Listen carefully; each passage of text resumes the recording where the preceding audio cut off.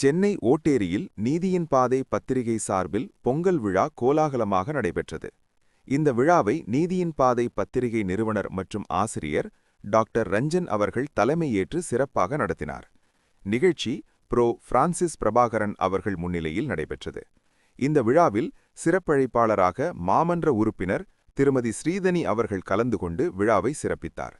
மேலும் நிகழ்ச்சியில் வீரபாண்டிய கட்டபொம்மனின் 8வது வாரிசும் வழக்கறிஞர் திரு இளைய கட்டபொம்மன் அவர்கள் பங்கேற்றார்.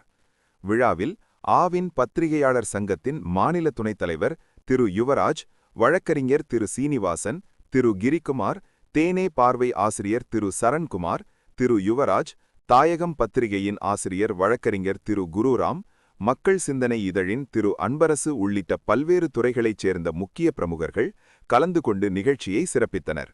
நிகழ்ச்சியில் பங்கேற்ற அனைத்து சிறப்பு விருந்தினர்களையும் நீதியின் பாதை பத்திரிகை குழுவினர் பொன்னாடை அணிவித்து மரியாதை செய்தனர்.